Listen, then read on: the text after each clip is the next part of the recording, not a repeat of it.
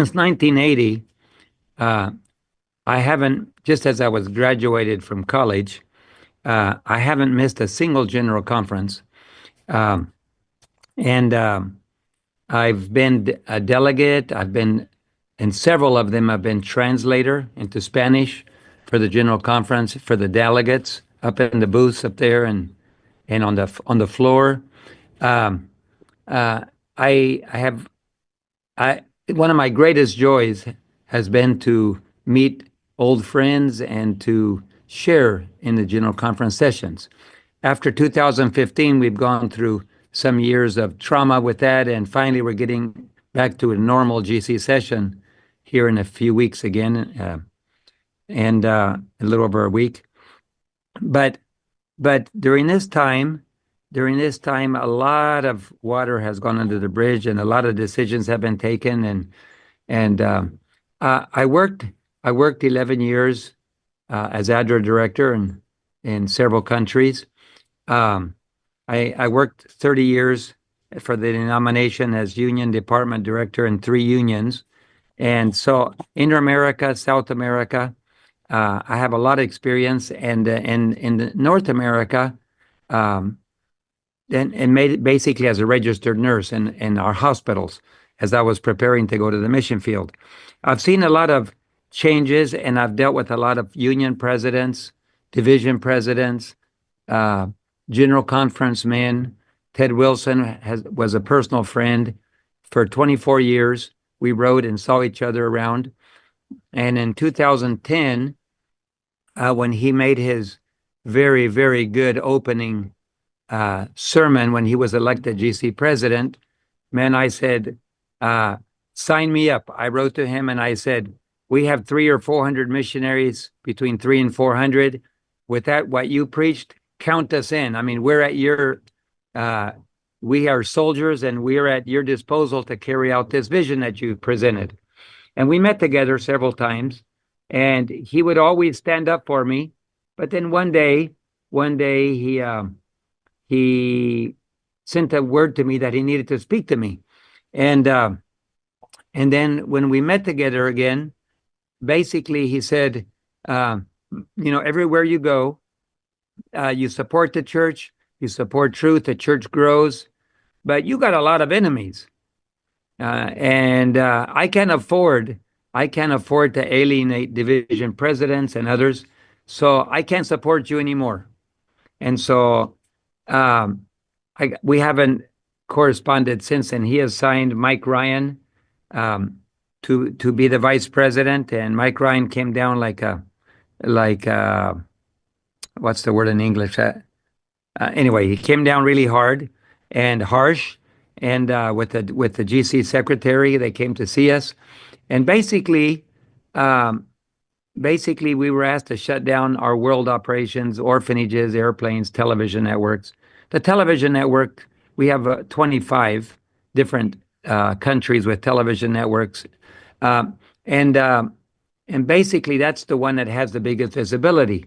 But as I've been sitting on union committees for so long and dealing with administrators, I became very aware that there's a war. Obviously, the devil hates the Advent message. He hates our mission.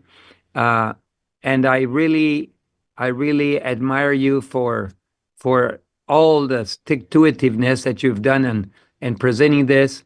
We're right at the GC session a few days away. Like you said, it would have been an ideal time to present it. But as you and I were talking the other day, I mentioned that my experience has taught me that it's not so easy to turn a big ship around very fast. And if there's outside influences, like you mentioned, official relationships that have been signed with the UN, it's virtually impossible without taking severe hits, maybe losing accreditations, losing hospitals, losing universities, losing properties. In Mexico, for example, we signed an agreement to all the denomination that we would work in harmony, and we would never criticize another church or speak against another church. in order to be able to hold the property rights to our churches and universities. And so if we go backwards on these official arrangements, we face the loss of assets massively. But that's what this last final struggle is about. This final struggle is about obey God and face the loss of assets, or obey man and hold on to them a little bit longer, because you're going to lose them anyway, and also your salvation. And as we have signed these agreements in Mexico with the United Nations, Poland, and others, the truth is the influence from outside is so strong that how can you turn a ship around in a different direction when it's been going in one direction for so long and the river is getting more narrow, and a big ship in the Amazon River? I was in Manaus, Brazil, and I saw a big seafaring ship that came up to Manaus with tourists from Europe. And I said, that's amazing that they made it up this river this far. I mean, the Amazon River is the largest river in the world. But the further up you go, the more narrow it gets. And even though it's large, a big ship has to be very careful lest you get into a tight spot, you can't turn around. And that's where we are right now.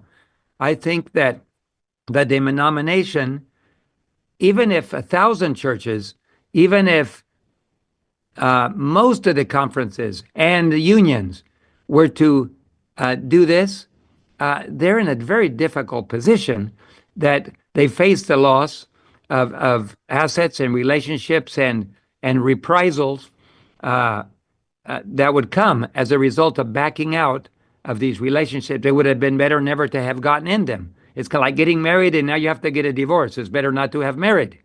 But now we have to face a divorce, which is more painful than not getting married. But I still think that what you mentioned the other day when we were discussing is that we have to stand for truth. We have to take a stand for truth, regardless of what other people do. We have to bring awareness of the issues. There are many people that innocently just trust their church. In all the years that I sat on union committees, I've never once seen a union reject a vote that was taken at a higher level. We just rubber stamp them because it comes from above. And so, in all these years, not one single memory do I have of saying, this is not the right direction, we need to take a vote requesting them to reconsider. It's automatically accepted. So it's a tremendous success that you've had to have 100 churches and 3 conferences. I was looking at the conferences. I know the one in South Africa. I know the one in Germany. And the one in New South Wales there too. I believe God has blessed you to accomplish a great thing, and it needs to grow, if nothing else, to bring awareness to our church members that we have to stand against a current that is going the opposite direction. This will prepare them to stand when greater issues are at stake. But it doesn't mean that this ship is going to turn around. The biggest accomplishment of this is awareness and the ability to stand against the current, and to encourage people to unite around truth. That's wonderful. I'm a little pessimistic on the other, but that doesn't mean God doesn't have a plan. I personally believe the big ship is probably too late to turn around. We're too close to the end of time. But people have to rally around truth and have to rally around our basic fundamental beliefs that reflect that truth. And so I am here today to support what you're doing. I'm here today to say I believe in what you're doing, but the biggest benefit probably will be that our members and conferences, maybe unions, will jump on board, hopefully, and that we will unite to help pull in the right direction. I don't know. I do know that it will not be, that if the GC were to reverse course, probably they would they would be attacked from every direction. The influences inside the church, there would be reprisals, there would be loss. But at the end, the mark of the beast is coming, and we're going to face a loss of everything, even our lives, in order to be able to stand for truth. So if we can't stand today, what are we going to do tomorrow? If the GC has signed with the United Nations and supported and has chosen to support their agenda, it's kind of like a marriage. They have gotten married to Babylon. And it's a mix of church and state again, which is what we've always stood against. And they have now joined the state, and officially.